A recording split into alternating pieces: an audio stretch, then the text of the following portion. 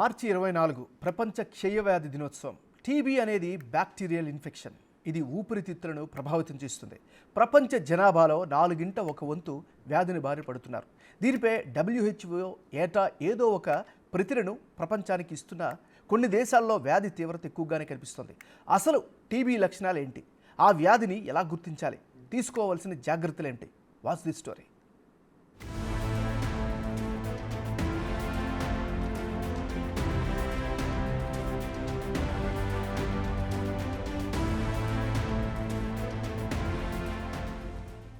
క్షయవ్యాధి ప్రపంచాన్ని గడగడలాడిస్తుంది.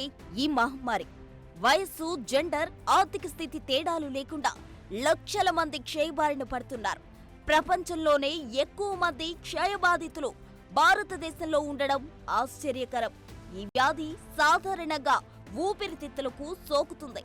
కానీ ఇది గోరు, జుట్టు తప్ప శరీరంలోని ఏ అవయవానికైనా సోకే అవకాశం ఉన్నట్లు వైద్యులు చెబుతున్నారు. రోగులు తుమ్మినప్పుడు తుంపర్లలోని వ్యాధికారక బ్యాక్టీరియా గాలి ద్వారా ఇతరులకు వ్యాప్తి చెందుతుంది. తరువాత శరీరంలోని ఇతర అవయవాలకు సోకుతుందని నిపుణులు చెబుతున్నారు.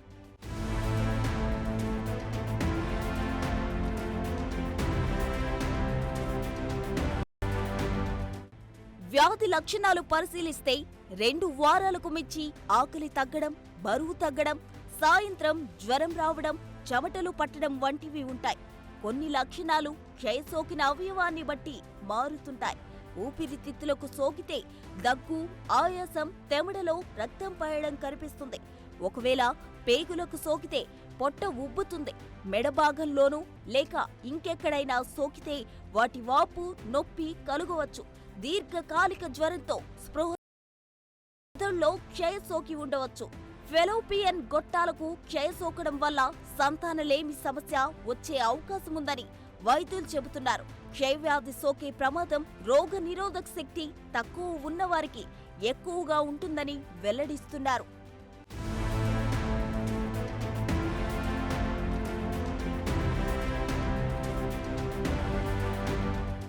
HIV బాధితులకు క్షయ సోకే అవకాశం చాలా ఎక్కువ ఉంది.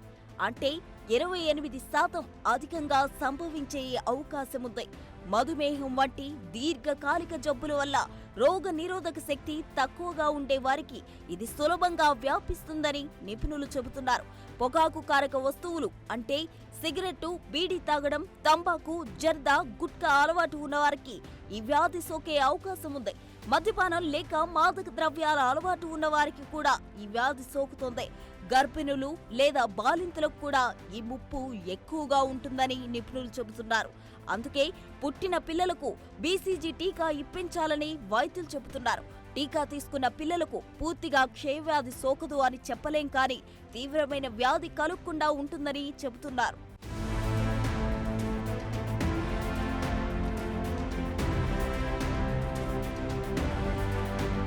వ్యాధి సోకిన వారు పోషకాహారం తీసుకుంటూ వ్యక్తిగత పరిశుభ్రత పాటిస్తూ ఆరోగ్యకరమైన వాతావరణంలో ఉండాలని నిపుణులు సూచిస్తున్నారు.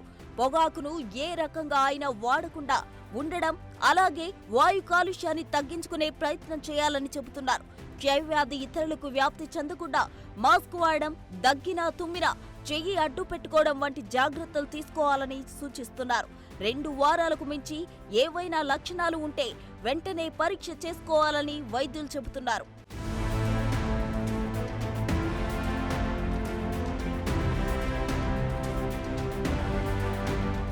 మొదటిసారి క్షయవ్యాధి బారిన పడినప్పుడు కేటగిరీ 1 పేరిట చికిత్స మాత్రల రూపంలో ఉంటుంది. క్షయ ఏ భాగానికి ఉందనే దాన్ని బట్టి సాధారణంగా చికిత్స 6 నెలల నుంచి సంవత్సరం వరకు ఉంటుందని వైద్యులు చెబుతున్నారు. చికిత్స ప్రారంభించిన తరువాత 2 నెలలకు మరొకసారి పరీక్ష చేసి పూర్తి చికిత్స కాలాన్ని నిర్ధారిస్తారు. క్షయవ్యాధికి కారణమైన బ్యాక్టీరియా మీద చికిత్సలో అందించే మందులు 2 పనిచేయని పరిస్థితుల్లో కేటగిరీ 2గా గుర్తించి 12 నెలల పాటు మాత్రలు ఇంజెక్షన్లు కూడా తీసుకునే అవసరం ఉంటుందని వైద్యులు చెబుతున్నారు. కొన్ని రోజులు మందులు వాడిన తరువాత పూర్తి చికిత్స తీసుకోకుండా మానేసిన వారంతా కేటగిరీ 2 కిందకే వస్తారు.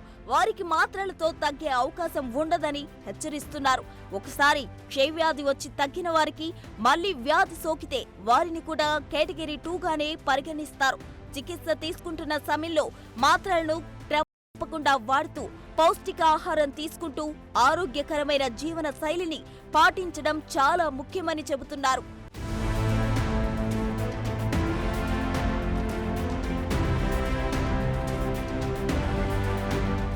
ఈ వ్యాధి వచ్చినప్పుడు ఎదుర్కొనే ప్రధాన సమస్యలు చూస్తే మాత్రలతో వాంతులు అవడం, దీనివల్ల అనేక రోగులు పూర్తి చికిత్స తీసుకోకుండా చికిత్స మధ్యలో ఆపేసి తమ మరింత దిగజార్చుకుంటారు. అయితే కొన్ని రోజులు వాంతులు కాకుండా మాత్రలు వాడితే అది తగ్గిపోతుంది.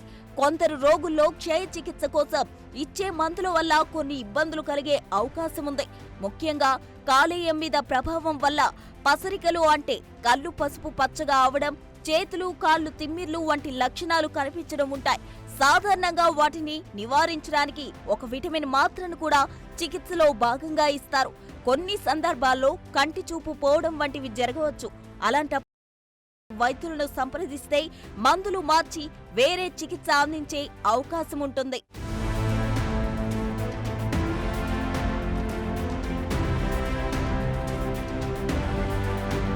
రెండు వారాల చికిత్స తరువాత క్షయవ్యాధి ఇతరులకు సోకే అవకాశం తక్కువని వైద్యులు చెబుతున్నారు. లక్షణాలు కూడా కొన్ని వారాల్లోనే తగ్గిపోతాయి. కానీ పూర్తి చికిత్స తీసుకోకుండా మధ్యలో మానేస్తే ఆ మందులు మళ్లీ పనిచేయకుండా పోతాయని హెచ్చరిస్తున్నారు.